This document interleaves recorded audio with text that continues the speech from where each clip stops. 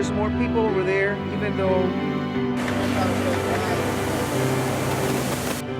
Hello? The Disaster Survivor Assistance Team is a group of FEMA employees that we have trained in disaster survivor assistance. And in the time of disaster, we are going to deploy those trained members to help with the other members of FEMA who are already on the ground. Once you're out in the field, you're going to go door to door and see if there are people that are there that are in need.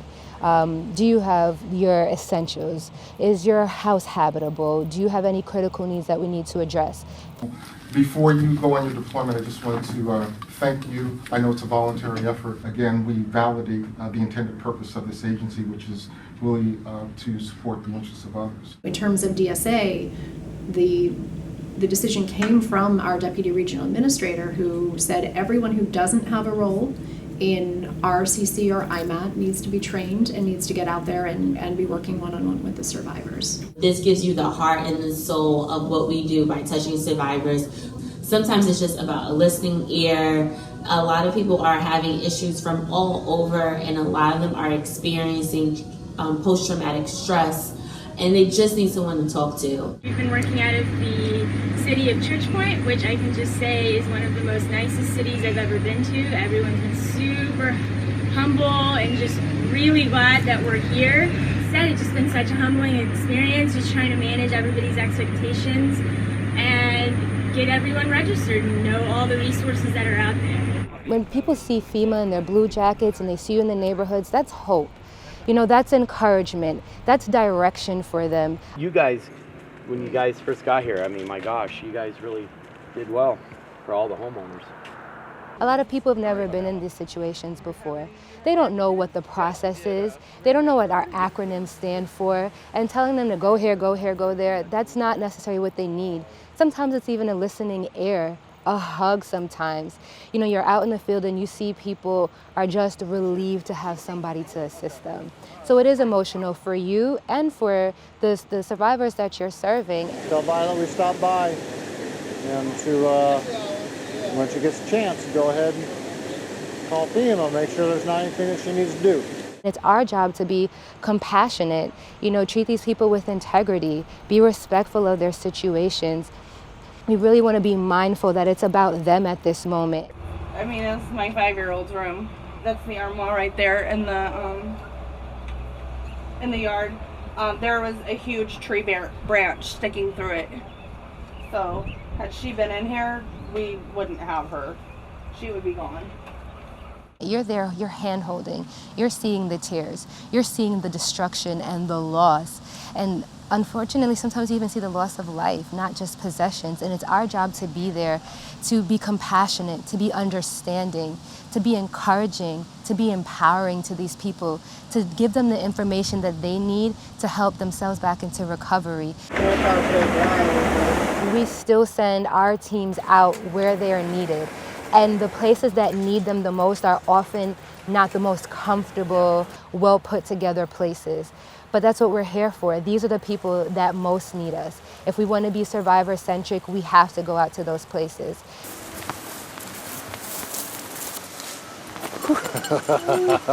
That's just a water snake. Yeah, it's not going to hurt you.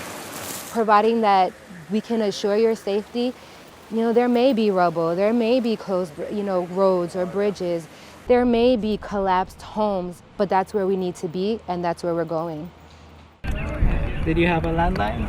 Yes. What was that number? FEMA Corps, you know, they're young, they're smart, they're energetic, and they come in, they learn very quickly. They help supplement and complement the work that we're doing. They are an incredible partner in helping us deliver our mission. Well, technology is very, very useful. You have the portability and convenience of an iPad, and you know the idea is we can go to these locations and you know service all the affected, you know, quickly and efficiently. Yes. DSA teams in recovery centers, they're just as useful, they're just as critical because they have that outside knowledge.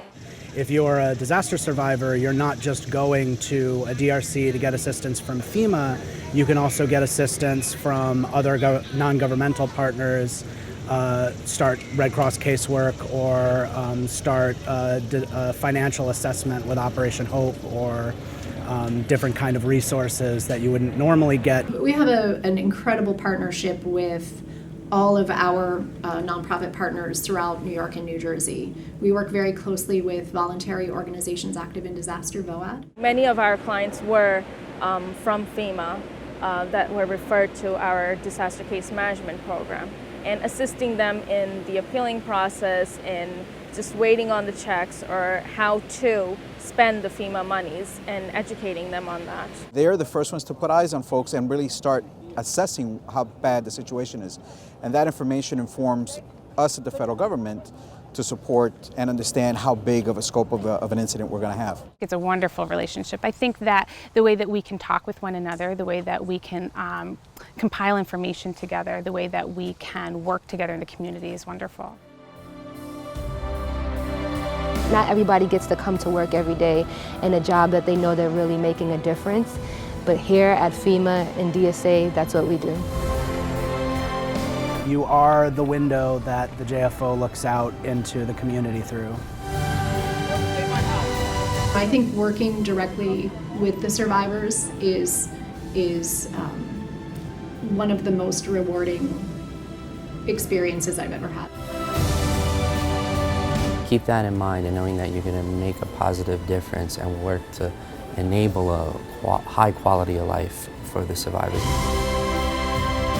Frequently they want to tell you what happened to them, so it's important not to rush them through the process. Okay. All right. Dana, this is Mark. We're with FEMA. We're going. You know, you go out there, it's not the greatest conditions, but at the end of the day, we're here to serve the survivor.